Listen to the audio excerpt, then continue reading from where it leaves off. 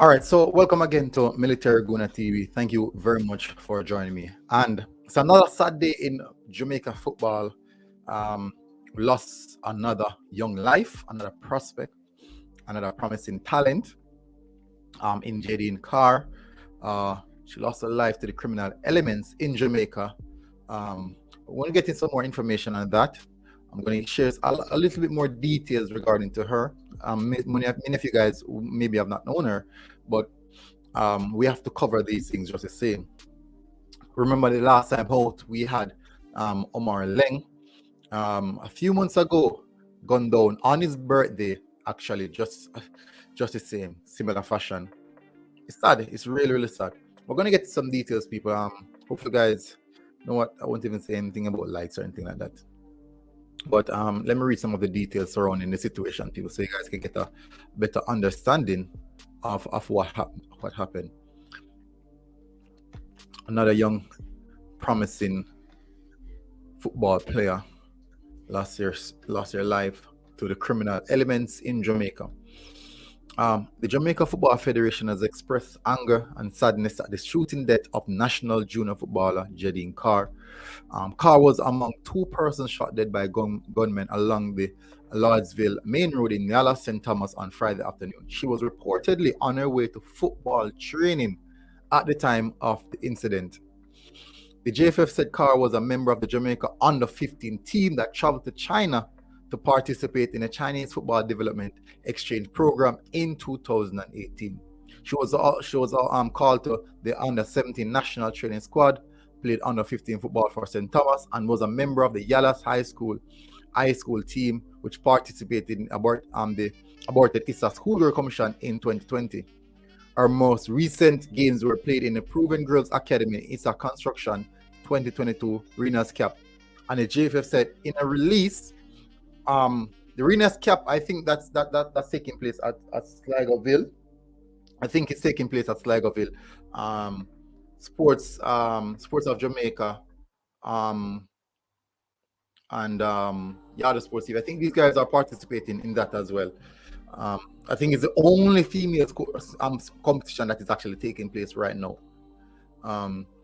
So it said, I call upon Jamaicans to stand up against the bulging monsters called crime and fight against what now seems to be a passive acceptance of it, said Michael Ricketts, the president of the Jamaica Football Federation. We are losing so many young and industrious people to gun violence. Jedine did everything right and was making big strides to brighten her future when her life was snuffed out. Profound condolences to her family, friends, teammates, and the St. Thomas Football Association. Please stay strong in these challenging times, Ricketts said. Carr from the Hortiz district in Yallahs was killed along with Andrew Mullins, a 21-year-old taxi driver from Newlands district, also in Yallahs. It was reported that about 4:45 p.m., Mullins was driving his blue 2003 Toyota Corolla along the main road with Carr in the passenger seat and two identified males in the back seat.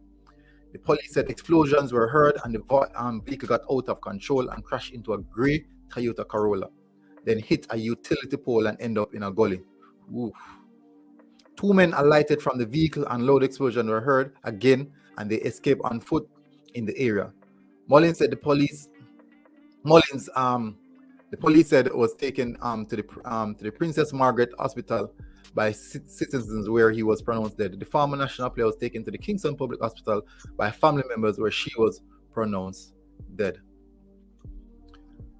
Tough one, people. Really, really tough one.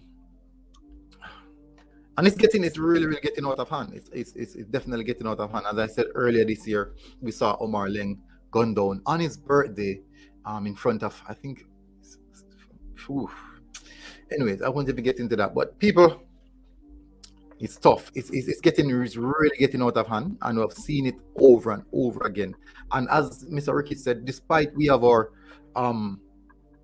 issues with him as presidency, he said some vital stuff in regards to we're losing young industrious people because of crime.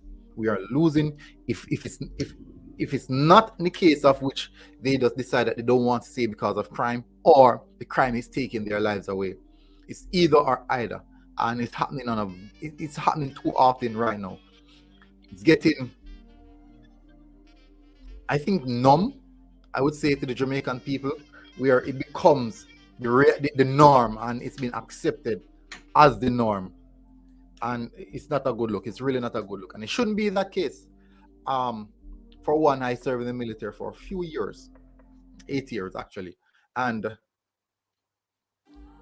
I have seen these things happen over and over again. I've fought against these criminal elements. And I've seen situations where even the same public, the same general public protect these criminal elements. And the question is, when will the Jamaican people rise up, get smart, look out for their best interests? These criminal elements are not here for to support them more than to tear them down and take what they can get. It's a very sad thing. It's really, really sad. It's extremely sad. And it's a continuous activity in the country. And we can't afford to be losing, as the president said, young industrious people continuously to the crime. We cannot continue like that, because if it continues, the country will continue, will just deteriorate. The bright minds will leave. The prospects will leave. All of these things will just leave the country. So it will not only be a brain drain, but also a productive drain. We'll lose all of that. So we have to take a stand at some point in time. People are gonna say, "Hey, military, what did you do?" I fought against them for 8 years straight. And I've seen the politics that apply to it. I have seen the politics that apply to the crime in the country. I have seen it.